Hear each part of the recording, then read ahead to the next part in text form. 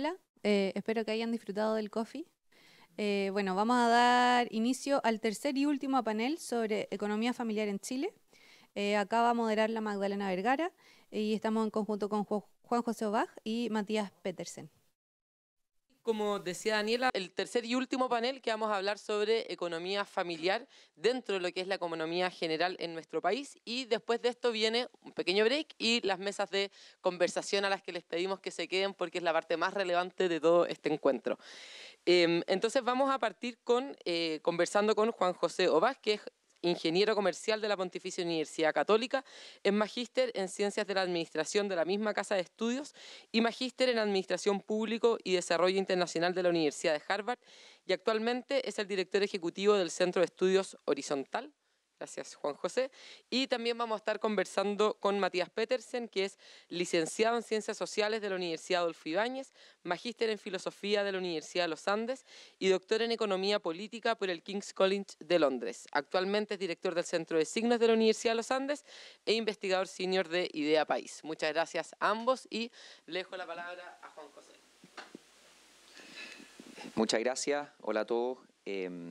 Gracias a los organizadores, a Idea País, a la Fundación, obviamente a la universidad. Y nada, me tocó hablar sobre los desafíos de la economía familiar. Y quisiera partir con una pregunta que cabe hacerse en este panel. Y desde una óptica liberal, creo que la pregunta a responder es si los arreglos institucionales, políticos y culturales ejercen una barrera hacia el bienestar económico de algunos de los integrantes de las familias en Chile. Es decir, lo que buscamos responder es si las condiciones familiares actuales de los individuos pueden lograr el potencial de sus proyectos de vida. Ahora, me gustaría precisar, eso sí, que esto no significa que el liberalismo sea una cosa de ermitaños, sino que una salvaguarda para que las personas no sean coaccionadas por los designios de la comunidad, en este caso la familia, sin mediar ningún tipo de consentimiento. Es decir, obviamente, desde una óptica liberal, se entiende que los individuos se desarrollan en comunidades y quizás la comunidad más básica en las sociedades actuales y quizás en la historia del individuo son las familias, obviamente. Voy a partir primero con ciertos datos sobre la evolución de la composición de las familias y la situación actual en cuanto a ingresos y gastos. Hay un hecho que se ha constatado en los paneles anteriores, que es que las familias hoy en día son más pequeñas y existe una creciente cantidad de hogares con jefaturas monoparentales. Para poner un par de números sobre la mesa, según los datos de la encuesta CACEN, si en 1990 el tamaño promedio de una familia era 4,8 integrantes, hoy día es 3,1 integrantes. Y justo con esto, los hogares monoparentales pasaron a ser aproximadamente un 8% de los hogares a un 30%. Un 85% de los hogares monoparentales son liderados por mujeres, lo que les impone una carga y un desafío adicional que abordaré con más detención adelante. Otra característica también que ha cambiado significativamente en las últimas décadas tiene que ver con la diversidad de la composición en los hogares y los roles de los jefes de hogares. En 1992, un 72% de los hogares, los padres estaban casados. Hoy solamente el 30%, donde también con un fuerte aumento en parejas convivientes, solteros, viudos, etc. Y con respecto a la situación laboral de los padres, en 1992 solo en un 21% de los hogares ambos padres trabajaban. Hoy en día un 30% de los hogares cumple esa condición. Entonces, por un lado, ¿qué tenemos acá? Tenemos familias más pequeñas y una mayor proporción de jefaturas de hogar en donde ambos generan ingresos propios. Si uno lo analiza desde un punto de vista del bienestar económico, esto deberían ser buenas noticias. Tenemos dos fuentes de ingreso donde antes teníamos una y tenemos familias más pequeñas. Sin embargo, la otra cara de la moneda, tenemos acelerados cambios sociales y culturales en cuanto a la concepción de la familia y la valoración de los atributos del trabajo. Y esto sin duda impone desafíos para asegurar la estabilidad económica de las familias. Según la última encuesta Bicentenario UC, en los últimos 20 años el número de chilenos que cree que el matrimonio es para toda la vida bajó un 66 a un 44% y la proporción de personas que prefiere un trabajo independiente aumentó de 53 a un 70%.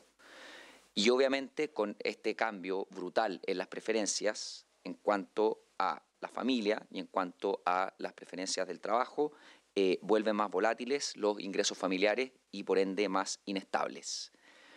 Bueno, todos estos cambios sociales, culturales y económicos que son propios del proceso modernizador han situado a la economía familiar frente a una disyuntiva, una mayor capacidad de generación de ingresos por un lado y un concepto más difuso, inestable y volátil sobre la estructura familiar.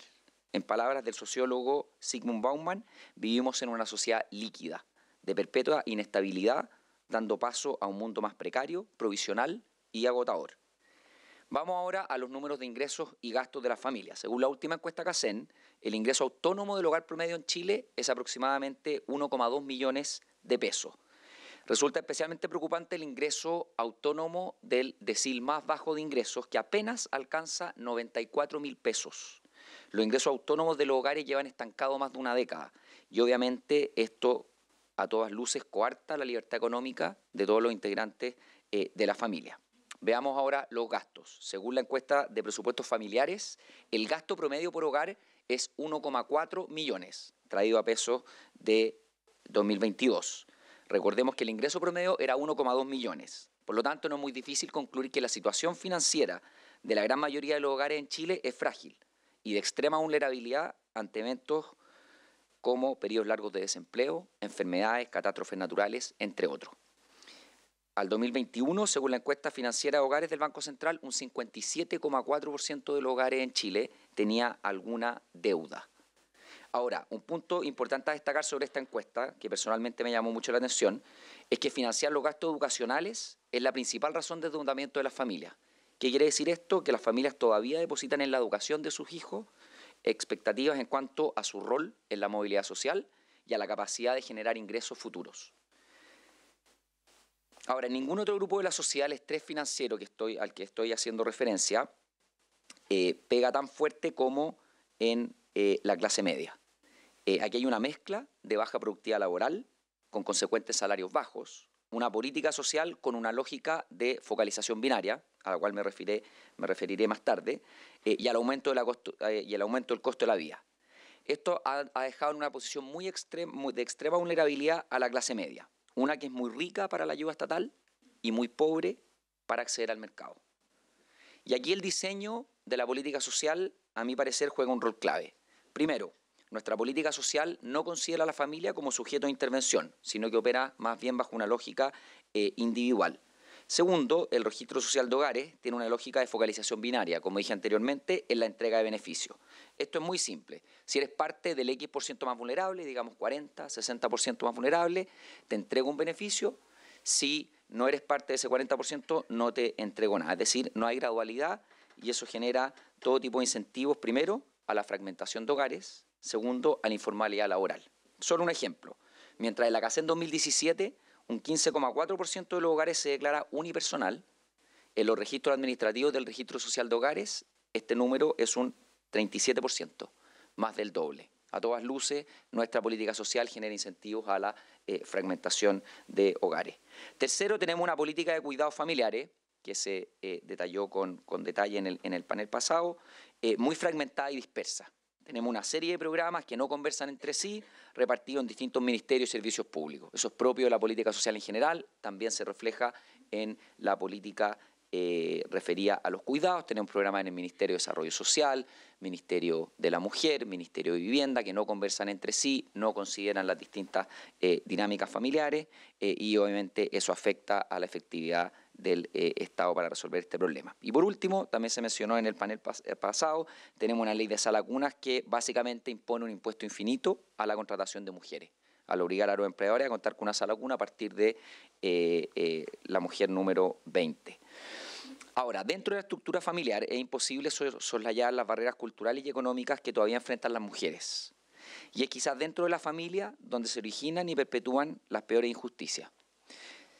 Si bien desde 1991 a la fecha la tasa de participación laboral en Chile de las mujeres aumentó en más de 20 puntos porcentuales, llegando a un 46,7%, sigue siendo significativamente menor al 70% de la participación laboral de hombres. Y esto no responde solo a restricciones propias del mercado laboral, sino que a factores culturales que ocurren dentro de los hogares. Por ejemplo, al año pasado todavía un 49% de los hombres chilenos cree que la mujer debe permanecer en la casa mientras los niños son pequeños y un 37% cree que la familia se descuida si la mujer tiene un trabajo completo. Esta asimetría de roles dentro del hogar se refleja en un asimétrico número de horas que se destinan a los cuidados dentro del hogar, tema que también fue ampliamente discutido en el panel anterior. Mientras las mujeres dedican en promedio 5,9 horas al cuidado, los hombres apenas dedican 2,7 horas. Esto según la encuesta de uso del tiempo del 2015. Al día de hoy existe 1,1 millones de mujeres que están fuera del mercado laboral, o sea, inactivas, porque deben cumplir responsabilidades de cuidado familiar de carácter permanente. Y de cara al futuro, el fenómeno de los cuidados solo se va a acentuar. Entonces la pregunta es, ¿quién va a cuidar de los niños? ¿Quién va a cuidar de los adultos mayores? ¿Cómo nos aseguramos de que las familias puedan cumplir labores de cuidado sin sacrificar su capacidad productiva? Ahora, si bien el capitalismo a todas luces no tiene una respuesta definitiva para asegurar el bienestar económico de las familias y la equiparación de roles entre madre y padre, probablemente pocos procesos han sido más definitorios en la emancipación política y económica de las mujeres. Sin embargo, hoy en día los desafíos son mayores y por eso cobra relevancia una conversación de estas características. Los límites y estructuras de las familias se han vuelto mucho más difusos y líquidos, afectando la estabilidad económica y bienestar de las familias. Y aquí la política social juega un rol fundamental. Avanzar hacia, por ejemplo, hacia una ley de sala cuna universal debería ser solo el punto de partida. Junto con esto debemos disponer de un sistema integral de cuidado. Hay que revisar críticamente el enfoque y unidad de intervención de la política social para que logre incorporar las complejidades de las familias de la sociedad moderna en que vivimos. Y obviamente estos esfuerzos no pueden venir solamente desde la política social del Estado, sino que deben responder a un cambio cultural profundo que necesariamente parta por cuestionar los roles de género preestablecidos. Muchas gracias.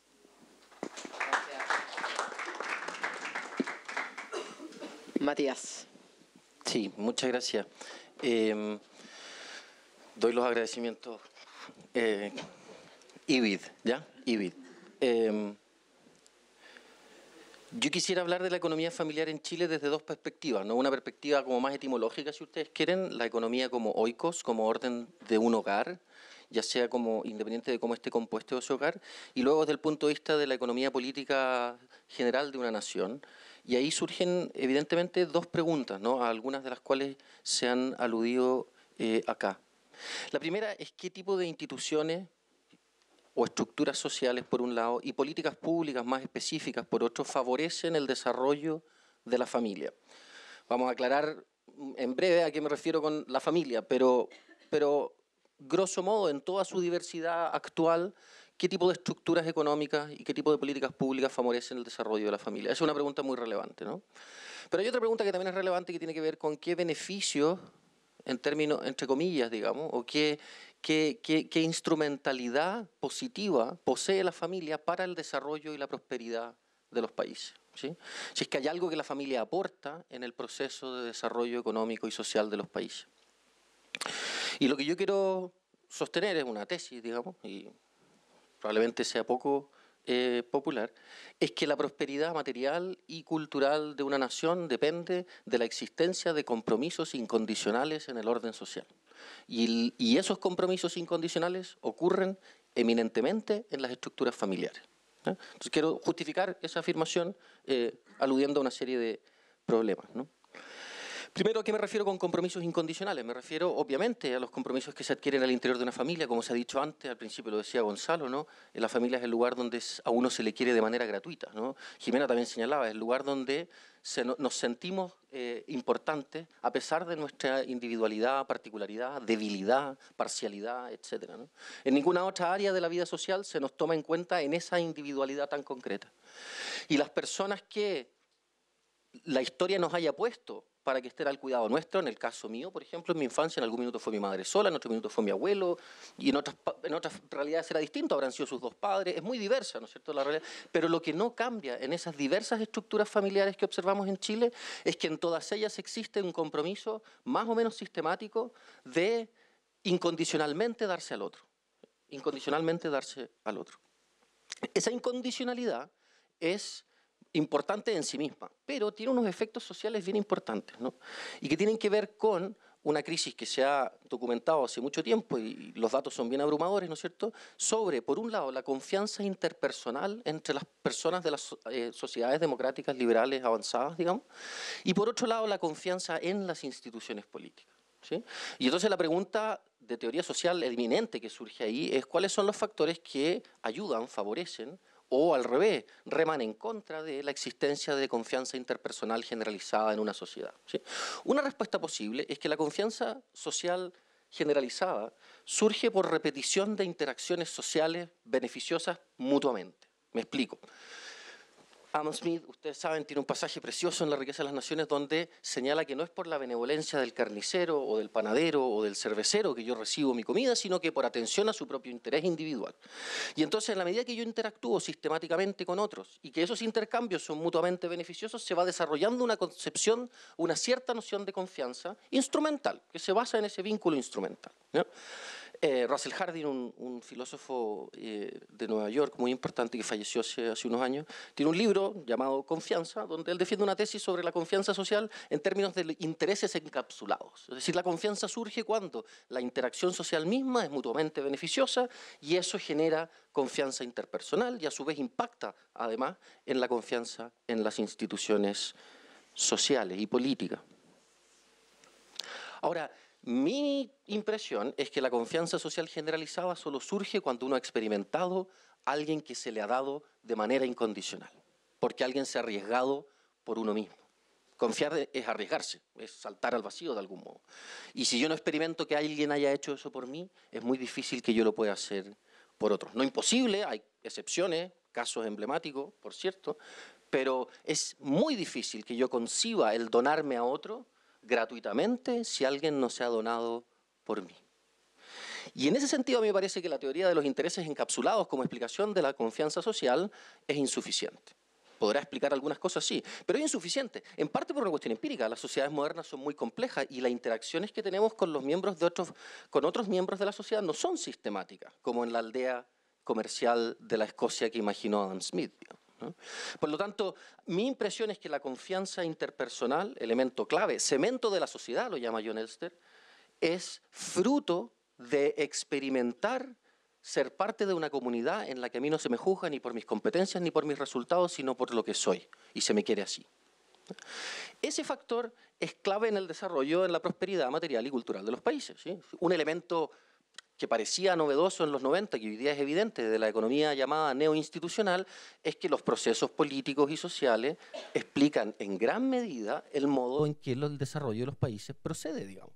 Tanto en su dimensión política o de reglas formales, como lo llamaría un premio Nobel como Douglas North, como en el aspecto de las normas informales de interacción social entre las cuales la confianza juega un papel fundamental. Entonces, mi impresión es que si uno ha de atender a las condiciones que otorgan prosperidad, estabilidad y crecimiento cultural de las naciones, ha de atender a aquellos sectores de la sociedad en la que se experimenta esos compromisos incondicionales, ¿sí?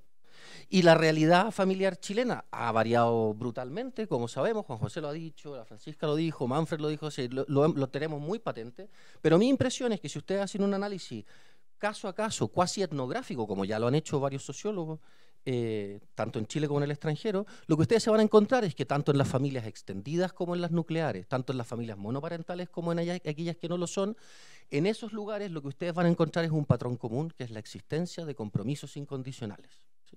Y por tanto, es la robustez, solidez de esos compromisos, robustez, solidez de esas experiencias vitales, la que explica en parte importante cómo se van a desarrollar las relaciones sociales en el orden social, económico y político. Porque de hecho, si ustedes piensan, si las relaciones interpersonales no son más que relaciones instrumentales como la del carnicero, el panadero o el cervecero conmigo, resulta que si no existen los compromisos incondicionales, parece ser que toda relación social es manipulativa. Y algunos teóricos contemporáneos que dicen que de facto toda relación social es manipulativa o una mera relación de poder tendrían razón. Solo errarían, se equivocarían, si es que existen esos espacios en los que hay compromisos absolutamente incondicionales. ¿Y por qué es importante la existencia de esos compromisos para la vida económica y política de un país? Por otra razón, ¿no? Porque de lo que se trata, y se ha dicho acá, tenemos muchas diferencias, pero tenemos algo en común, es que añoramos la prosperidad material y cultural de nuestro país. Y en parte lo decimos de distintas maneras, ¿no? Pero un modo que se dice mucho en economía es añoramos el bienestar, ¿sí? ¿Y el bienestar qué es? El desarrollo de los proyectos personales de vida, el desarrollo de nuestras potencialidades humanas, y suponemos que eso tiene como fundamento central la noción de autonomía. Pero de nuevo, volviendo a la posibilidad de ese compromiso incondicional, a mí me parece que la relación de autonomía o de independencia o de convertirse en un agente independiente que razona y delibera sobre sus fines y los persigue, presupone reconocer algo antes, nuestra precariedad. Y esa precariedad se reconoce en los contextos de compromisos incondicionales. Al niño al que se le corrige, al estudiante al que se le corrige, una relación de autoridad sanamente entendida. Todas esas relaciones sociales presuponen, primero, nuestra situación de indigencia, en la que tenemos que aprender a razonar, a evaluar nuestras razones para actuar, a evaluar incluso cuestionar algunos de nuestras formas de pensar. Eso presupone haber estado expuesto a contextos en los que yo aprendo de otros, en los que reconozco autoridad en otros, y eso también, de nuevo, ocurre de manera fundamental en los contextos en los que existen compromisos incondicionales. ¿Cómo conversa eso con la realidad familiar ideal, digamos, que uno tendría en la cabeza? Es materia de otro análisis. A mí lo que me interesa resaltar es que en toda la diversidad de la realidad familiar contemporánea yace este presupuesto. Es allí donde se te quiere como eres. Y eso determina de manera muy importante el diálogo político, la confianza interpersonal en los negocios, en la política o en otras áreas de la vida social. Y entonces, ¿qué tipo de políticas públicas fomentan esto? No tengo idea, ¿no? Y lo siento mucho, digamos, ¿no? Y en parte porque me parece que es muy complejo pronunciarse sobre eso. Tenemos muchos programas en desarrollo social, vivienda, salud, educación, no conversan entre ellos, no están evaluados. Cuando están evaluados, por lo general están mal evaluados. Me queda como muy grande ese problema. Mi única intención era resaltar la tesis según la cual la prosperidad material y cultural de un país depende de que seamos capaces de experimentar la donación completamente gratuita de parte de otro. Y eso ocurre con toda su diversidad en las familias contemporáneas. Gracias. Muchas gracias a los dos. Yo mi pregunta le iba a ser relacionada quizás a lo que Matías dijiste, bueno, no tengo idea, pero porque efectivamente ambos plantean, ¿no es cierto?, esta necesidad o efectivamente la relevancia que tiene al menos la familia como la unidad económica, ya sea en cuanto para el desarrollo de los países, ya sea por su estructura, en fin. Pero atendiendo a una realidad que todos quienes estamos aquí de una u otra manera nos acogemos a cierta sensibilidad política, más bien dentro de la derecha, pareciera ser que siempre existe dentro de la derecha una tensión, ¿no es cierto?, importante entre lo que sea el desarrollo o promoción de la familia y el desarrollo posible económico. Y eso uno lo ve de forma bien práctica en algunas de las leyes que hemos estado discutiendo de 40 horas, flexibilidad laboral y, en fin, incluso educación, sala cuna, en fin. Entonces, ¿cómo logramos conciliar quizás de mejor manera esa si es que existe finalmente esa aparente tensión o no, y si es que es real, y cómo logramos conciliar, si es que es real, que esa tensión para efectos de dar soluciones que no terminen, en el fondo, la promoción de la familia, quizá tomando o afectando el desarrollo económico de los países. Algo Matías ya respondía, pero era un poco la pregunta que quería hacerle a ambos.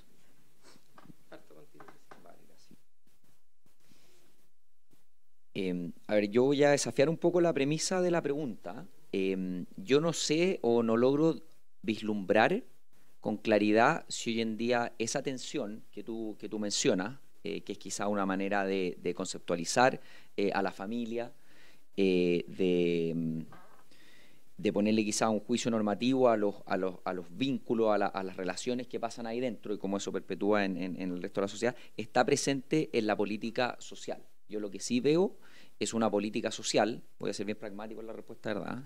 Pero sí veo una política social que no se hace cargo de las estructuras familiares que hoy en día tenemos en la sociedad. Y, por ejemplo, el ejemplo que yo di en mi ponencia con respecto al incentivo a la fragmentación de los hogares es la primera que se viene a la mente y se viene de manera muy, muy nítida. O sea, hoy en día efectivamente estamos forzando a los hogares a que subdeclaren ingresos, a que subdeclaren la composición del hogar. Eso no tiene ningún sentido. O sea, miren lo que estamos haciendo y probablemente esa subdeclaración no solamente se quede ahí, sino que también tiene efectos reales en los comportamientos de las personas. Y ahí yo creo que hay un desafío muy grande y también en tener como centro, quizás como beneficiario, si ustedes quieren, o como centro de análisis a la familia y no al individuo en las distintas políticas sociales que tenemos. Por ejemplo, no sé, se me viene a la mente la política tributaria. En Estados Unidos las declaraciones de impuestos se hacen de manera familiar, aquí se hacen de manera individual. Entonces, respondiendo a la pregunta más de política pública, sí veo con mucho peligro políticas que tratan de normar qué es lo correcto sobre el concepto familiar. Yo creo que ahí sí estamos traspasando un límite, pero lo que veo hoy en día es una política social que no se hace cargo de esta complejidad y más aún genera comportamientos o incentivos que probablemente no son los que nos gustaría tener o no son los naturales dentro de la familia. Sí, yo estando de acuerdo creo que a ese argumento se le puede dar una vuelta, ¿no? Que es que en el fondo uno de los principios centrales de la tradición liberal contemporánea es la idea de neutralidad, ¿no es cierto? La idea de neutralidad respecto de proyectos personales de vida y de cuestiones sustantivas, ¿sí? Ese sería como un principio fundamental, al menos como está ya formulado en Jeremy Waldron, John Rawls y un largo etcétera, ¿no? Ahora bien, justamente creo yo, por tratar de perseguir esa neutralidad, se ha desarrollado, no solo en Chile, en muchos países, una política basada en el individuo y no en la familia, ¿sí? Ahora, el problema es que eso no es inocuo en el modo en que las estructuras sociales se van conformando, como tú bien decías, hay incentivos a subdeclarar ingresos y otras cosas, ¿no? Pero eso va conformando las estructuras familiares de un determinado modo, ¿se fijan? Y entonces yo creo que es mucho más reflexiva la cosa, o sea, hay un intento de neutralidad, a veces más solapado, a veces más explícito, que desemboca en políticas públicas que a su vez configuran la realidad familiar. Y entonces no es tan fácil como decir, seamos neutros, no definamos un rol de familia o un ideal de familia, definámoslo más, por ejemplo, el individuo, o por ejemplo, pragmáticamente este modo de entender la familia. Yo creo que ninguna de esas alternativas termina siendo inocua respecto de los incentivos que genera y el modo en que se configuran las familias para recibir aquellos beneficios que de facto tanto necesitan. Entonces, estando de acuerdo, yo pienso que hay más endogeneidad en el problema, digamos, ¿sí? Vamos a abrir las preguntas del público. No sé, ahí levantan la mano y les pasamos, Jimena. ¿Qué piensas tú de un fenómeno que ocurre? ¿Cuál sería la causa? Porque claro, tú dices un porcentaje enorme de mujeres, nombraste a 1.800.000 mujeres que no acceden al mercado laboral remunerado porque tienen obligaciones familiares permanentes, normalmente porque tienen niños chicos que cuidar. Pero yo lo planteaba esto y empezaba a dar cifras. Bueno, la tasa de natalidad y la tasa de empleabilidad femenina, de cuántas las mujeres trabajan. Y una alumna me dijo, ingenuamente me dijo, pero profesora, en Chile las mujeres ni tienen hijos ni trabajan. ¿Qué es lo que hacen todo el día? Bueno, entonces, porque claro, o sea, usted me está diciendo que la tasa de natalidad de Chile es de los países como Albania, que es la más baja de Latinoamérica, y al mismo tiempo hay muchos países de Latinoamérica que tienen una tasa mucho mayor, por ejemplo, de empleabilidad femenina y tienen más hijos. Colombia, por ejemplo, ¿verdad? Que es la que tiene la tasa de empleabilidad femenina más alta de Latinoamérica. Entonces, ¿qué le contestaría a esta alumna? No sé si... Por suerte no la tengo en mi curso. No, a ver, a mí lo que me interesa al poner esta cifra sobre la mesa es analizar hoy en día las restricciones que existen para que las mujeres puedan cumplir sus proyectos vitales de vida. Y ahí yo creo que el Estado tiene que ser súper agnóstico en cuáles son esos proyectos vitales. Sí tienen que estar las herramientas, sí tienen que estar las políticas. Probablemente de ese millón, del 1,1 millones de mujeres que hoy en día declaran que no están en el mercado laboral por cuidado, muchas quizás lo están haciendo por una elección propia. Algunas no. Entonces yo creo que el desafío de la política pública es identificar cuáles son esas barreras, cuáles son esos cuellos de botella, cuáles son esas restricciones que hoy en día pueden estar en los arreglos políticos, en los programas, en, qué sé yo, en las mismas dinámicas del mercado laboral que hacen que las mujeres no estén llevando a su potencial, básicamente que no puedan tomar decisiones libremente. Yo creo que eso le respondería, algo así. Pero claramente llama mucho la atención, o sea, en el decil más bajo la tasa de empleabilidad es un 26%. O sea, yo creo que hay algo ahí que son una mezcla de restricciones en el mercado laboral, en las dinámicas familiares mismas. Yo solamente sumando a eso, o sea, primero le trataría de desglosar como en términos de deciles cómo afectan las tasas de empleabilidad y de natalidad. Pero al mismo tiempo le añadiría una dimensión longitudinal, ¿no es cierto?, por cohortes, porque en el fondo si uno mira las generaciones más jóvenes, efectivamente las tasas son mucho más bajas que las generaciones más adultas. Y eso probablemente va a cambiar más radicalmente en pocos años, ¿no? Un reciente estudio afirma que el 17% de las personas entre 16 y 45 años no quiere tener hijos. 1 de cada 5 jóvenes y adultos jóvenes. Las razones son variadas, pero principalmente tiene que ver, me obstaculiza, ¿sí? Me ponen problemas, ¿sí?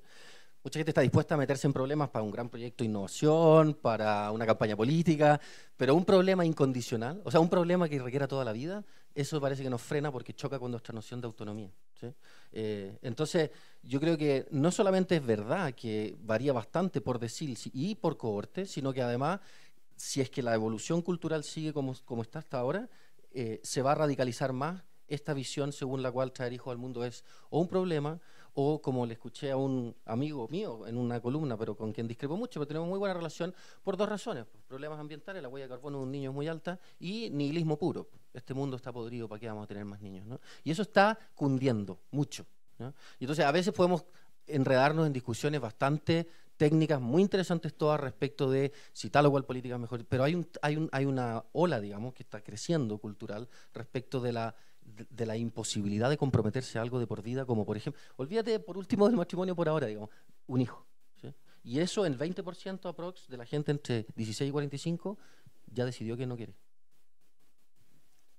La Gaby tiene una pregunta y no sé si alguien más está para ir. Luego. Bien, gracias. Yo quería agarrarme de ese último estudio que acabas de mencionar, Matías, en que es cierto que 1 de cada 5 jóvenes no piensa tener hijos, y buena parte, cierto, es porque me complica, porque, digamos, me obstaculiza de alguna manera. Y hay muchas maneras de interpretar eso, pero una manera importante, y de hecho, si uno hay como, no sé, 7 razones, 8 razones, si uno toma varias de esas, uno no necesariamente podría concluir, no, mira, es que son súper individualistas y quieren pensar solo en su propia carrera. Es que parece que en la progresión de esa carrera, ambas cosas son complejas de compatibilizar. Y eso lo vive incluso la gente que tiene un trabajo, jornada completa y niños chicos hoy. Y entonces viendo, o sea, generaciones más chicas, viendo esa complejidad, dice, bueno, parece que el sistema me obliga a escoger. No puedo hacer las dos cosas a la vez. Y por lo tanto, ahí hay lo que decía José, un cuello de botella importante. ¿Cómo abrimos ese cuello de botella? Porque pareciera que le estamos diciendo a generaciones más jóvenes, mire, o usted trabaja full, digamos, y tiene un progreso económico tanto usted como digamos, micro como macroeconómicamente, o tiene una familia. Entonces, ¿cómo piensan ustedes? No sé si es que ese cuello de botella puede, aunque sea, abrirse un poco. Sí, yo la verdad no tengo idea.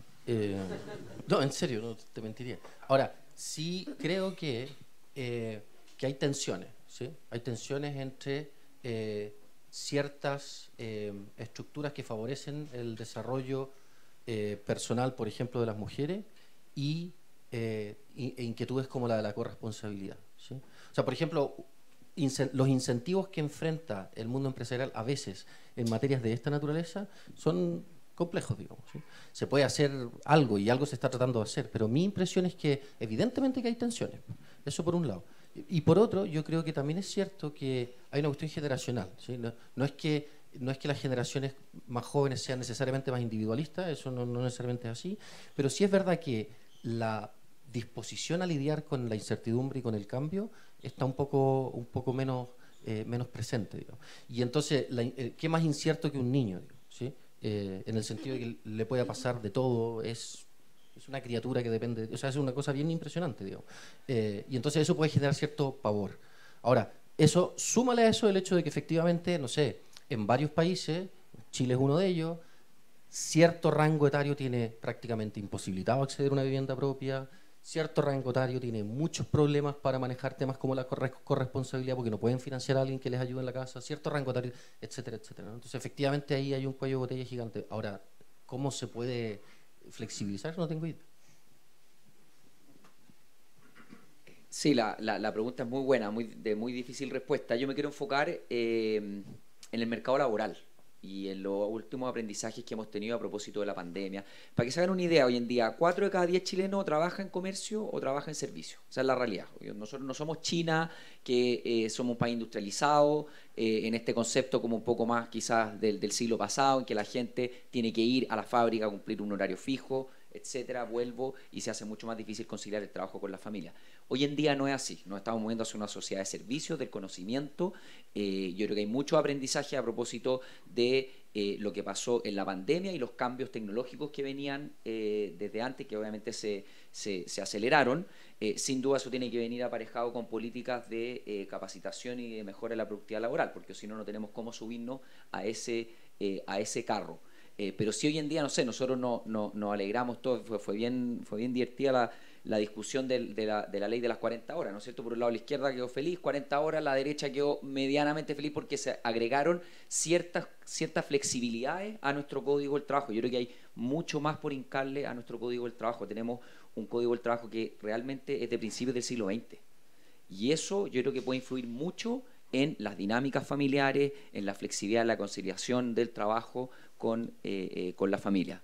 Pero para eso hay que hacer la pega y los políticos tienen que hacer la pega. Pero me paso para una pregunta más.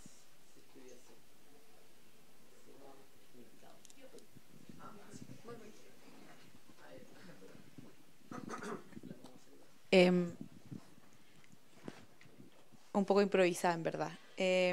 Con respecto, Matías, a lo que tú decías sobre la confianza y que en el fondo solamente van a haber relaciones de confianza cuando hayamos tenido la experiencia de básicamente haber sido amados incondicionalmente o haber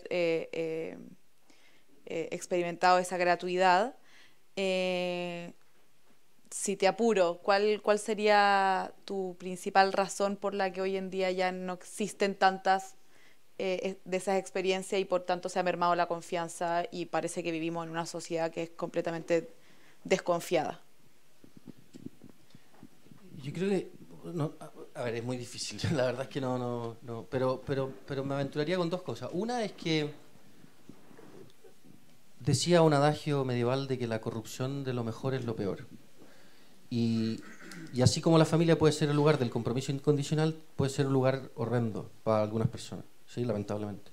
Y entonces esas experiencias evidentemente marcan mucho en las preferencias, opciones e incluso ideas de esas personas respecto de las relaciones familiares. Eso por un lado. Pero por otro también es verdad que hay una concepción de la vida social y política propia de nuestra época, digamos, y que emerge más o menos al mismo tiempo que emergen los grandes cambios comerciales o industriales que denominamos como capitalismo, sociedad articulada en torno al mercado o lo que fuere, digamos, donde efectivamente se enfatiza la instrumentalidad de las relaciones por sobre otras relaciones. Se enfatiza más, no quiere decir que no se reconozcan, ¿no? Y también porque en parte hemos aplicado criterios que son válidos para el gobierno de sistemas complejos al interior de la familia, que tiene una cosa mucho más de la particularidad, ¿ya? Lo pongo con un ejemplo de un autor que se inscribe en esta misma tradición liberal. Yo no necesariamente estoy de acuerdo en todo con él, pero que tiene un punto muy iluminador, que es Hayek, ¿no? Hayek dice: las reglas de un orden liberal que promueve el desarrollo de los países son reglas relativamente abstractas, de carácter negativo, que enfatizan, ¿sí?, los criterios de justicia elementales conmutativos que tenemos que cumplir como sociedad, ¿no? Y en cambio la familia y los grupos sociales más íntimos tienen otros criterios de vida, ¿sí? Y cuando aplicamos las reglas del orden social cataláctico, como le llama Hayek, a la familia, lo destruimos. Y yo creo que desde los 50 en adelante, o 70 en adelante, o no sé qué fecha ponerle dependiendo del país, hemos ingresado con criterios propios de una sociedad como plural, diversa y compleja, a regular un espacio de intimidad, y en parte a veces quizás por eso mismo lo hemos aplastado. Entonces, yo no quiero decir que el Estado es el culpable, pero sería interesante que muchos cientistas sociales se tomaran más en serio la hipótesis según la cual todo lo que hemos hecho para ayudar a las familias no ha hecho sino empeorar las cosas. Bueno, muchas gracias. Estamos entonces. Muchísimas gracias a todos por participar. Ahora tenemos un pequeño break de 10 minutos. También hay más coffee para los que se les hizo corto, ¿no? Al final, perdón, me equivoqué. Pero es para que lo hagamos con más entusiasmo. No, y ahora vamos a trabajar en las mesas de trabajo. La Daniela va a dar las instrucciones de cómo van a hacer, pero cada uno ya tiene más o menos el numerito, así que eso es lo más relevante. ¿Me escucho? Sí. Yo acá tengo, bueno, igual hay algunas personas ya tienen sus stickers con las mesas, pero voy a dar nombres y mesas asociadas, ¿ya? Entonces, Francisca Figueroa, mesa 1, Roberto Astauruaga, mesa 1, Gonzalo García, mesa 1, Isabel Pla, mesa 1, no está, Cecilia Cifuentes, mesa 1, Tomás Rego, mesa 1, Vicente Hargous, mesa 2, Teresita Romero, mesa 2, Sebastián Olivares, mesa 2, Elisa Cabezón, mesa 2, Matías Petersen, mesa 2, Maite Cereceda, mesa 2. Javier Mena, mesa 3, Juan Pablo Rodríguez, mesa 3, Sofía Abraham, mesa 3, Francisco Pereira, mesa 3, Manfred Svensson, mesa 3, María Vinca Moyano, mesa 3. Eduardo Fuentes, mesa 4, José Manuel Valdivieso, mesa 4, Trinidad Schleyer, mesa 4, Jimena Valenzuela, mesa 4, Juan José Bach, mesa 4. Fernanda García, mesa 5, Catalina Siles, mesa 5, Andrea Barros, mesa 5, Nicole Elizondo, mesa 5, Pilar Escudero, mesa 5, Verónica Campino, mesa 5, Alejandro Fernández, mesa 5. Y en la mesa 6, Magdalena Plant, Cristian Stewart, mesa 6, Consuelo Arauz, mesa 6, Valentina Illich, mesa 6, Rosario Izquierdo, mesa 6. Y acá tengo, algunos rezagados. No rezagados, pero que me quedaron mal ordenados. Maximiliano Duarte, mesa 5, Francisco Medina, mesa 3, Borja Baeza, mesa 6, Gabriela Caviedes, mesa 1 y Gonzalo Letelier, mesa 4. Y si quieren pasar los moderadores para acá y se dicen mesa 1 y hay que agruparse, digamos, acá en el auditorio, que es el espacio que tenemos.